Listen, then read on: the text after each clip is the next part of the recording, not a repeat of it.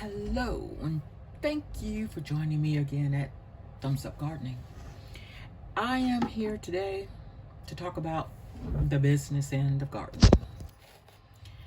And that's not a big deal, except right now, we don't want to spend a lot of time trying to grow something that disappoints. We don't want to spend a lot of time planning to grow something and we don't really have it. The seed's not here. The space is not here. We've gone through a lot of energy and planning and processing, and it didn't really turn out to be something that you were really going to be able to use, or you grew it and you didn't really want to eat it, or it's a lot of things that happen. But for me, I have always done, well, not always. I did plant in dirt, not a huge space, but I started out on the ground. Then I moved into container gardening for a different reason. On the ground, in a small space, you bring everything to you. Every insect, every creepy crawly thing, it comes to that beautiful space, including the neighbors' cats, because you put down this nice litter and they can just come in and squiggly wiggle it around and fertilize your produce, your vegetables. But I ended up in container gardening because I had a lot of space that I could utilize to grow food, but I couldn't really dig into the ground because of location in the yard. But I could put containers there. We built boxes, we had plastic containers. We did a lot of things that produced well. But where I'm living now, I have a commercial garden across the road from me. And the first year I got here, the location where I was growing was small, but it yielded well. The produce, the vegetables did very well in that location.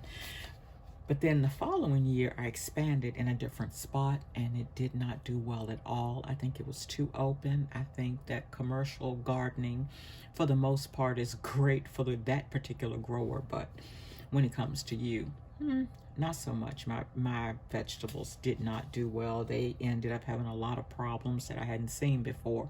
I'm not saying that it had anything to do with the commercial gardener across the way, but it did make me think that there was a better way. Think about it. And then, execute. So we got a grow tent and we moved inside to see if this is something that would work.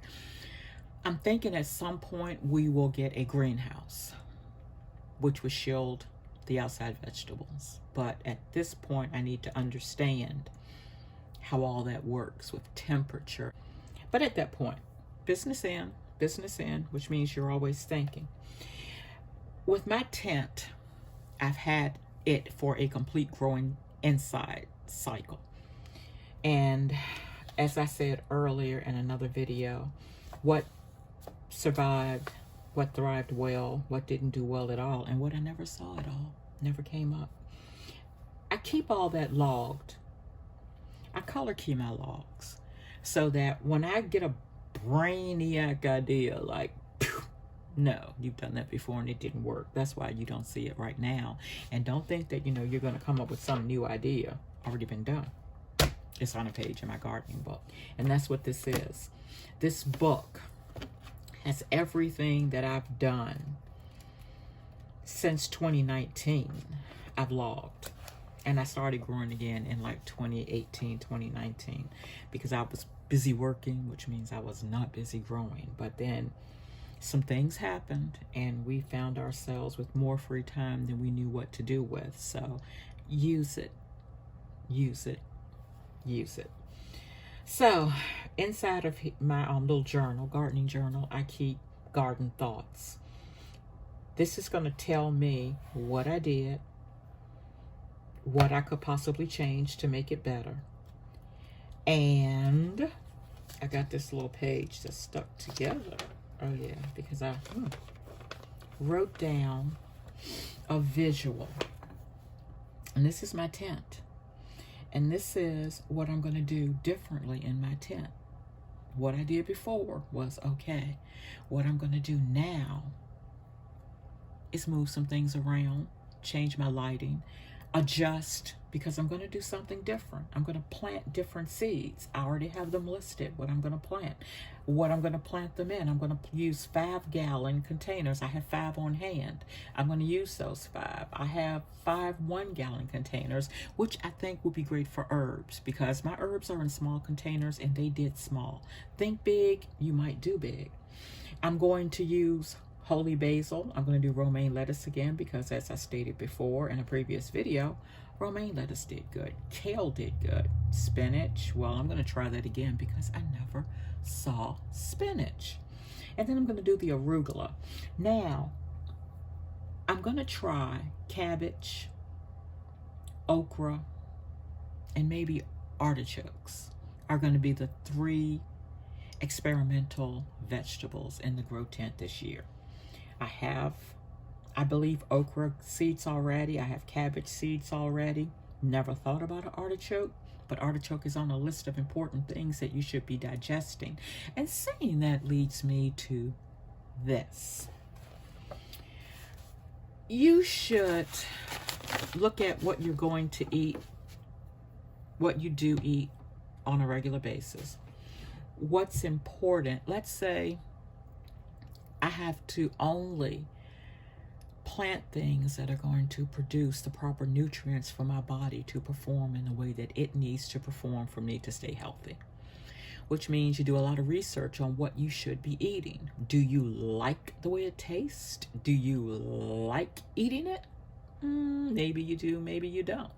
But if we're going to use our space to grow, then we should probably grow what we should eat. Nutrient-wise, not taste-wise, because taste is a funny thing. Taste will get you into some seriously slimy water. But I'm growing what I need to eat to be healthy. And that's what I'm looking at. And that's what my greenhouse will do once we get that up. Once I figure out how to use this tent, I'm going to move outside and we're going to construct a grow tent. The reason we're not, a greenhouse. The reason we're not doing it right now is because we're looking at some property somewhere else. So we're not going to do any extra outside until we decide, is this it? Or is that new property better? And by that, I'm saying we're going to need some chickens, and we're going to need some, maybe a couple baby goats that are going to be goats. I don't know how I feel about, working with a goat. That's something I got to find out. Can I do?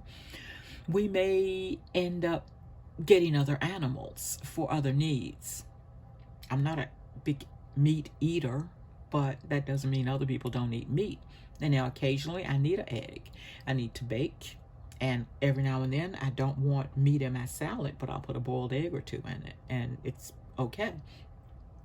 But those are the things that we need to be looking at. Growing food is just great. I'm going to put this seed in the ground, and I'm going to see if it's going to grow up. And then look, I grew, where's the pack? Oh yeah, right there. I grew whatever that is. That's great.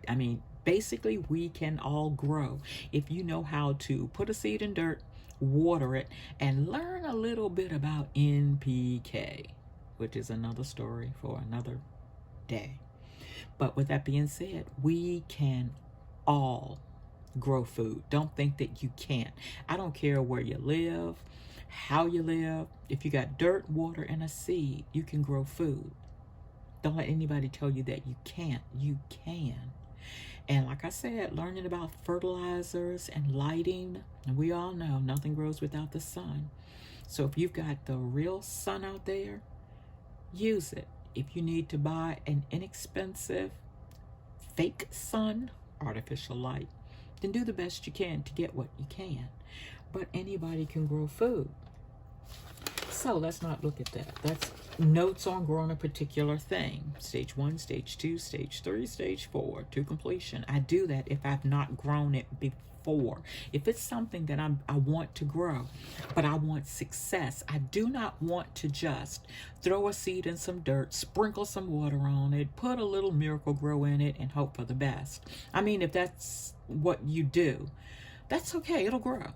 But I'm right now, because when I walk through the grocery stores and the produce section, I'm thrown back. I'm used to having choices. I'm used to seeing different fruits, different vegetables, leafy greens. I'm not used to all of my leafy greens being in the refrigerated section. And that's where we are right now. If there's anything in there at all, there are a lot of empty spaces. Walk through your produce section and look around. See what's not there. Basically, that's how I'm determining what I grow. What's not in the produce section right now? I'm going to need some of that stuff, so I'm going to grow some. So,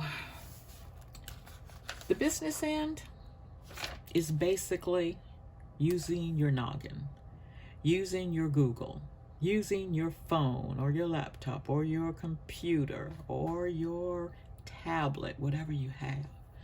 Do a little research. See what's not in the grocery store. See how much of it you can grow. And then grow it. Because we're going to have to get better and better and better at this. Because if we see less and less of it in our grocery stores in the produce section, then we've got to grow it ourselves. You cannot live without a living vegetable or a living fruit. Now yours is going to be more nutritious because you're not going to have to add in picking, shipping, storing into the nutrient value of your food. If you grow it yourself, you're going to cut a lot of the middleman out and a lot of the nutrients are going to come straight to you. Yay! But if it's not in the store, doesn't matter how many nutrients are not in it, you're not going to get it anyway. So, thought for the day. Find it, plan it, plant it. And that's the hint for today here at Thumbs Up Gardening. Hey, I'll see you guys next time. Thanks for stopping by.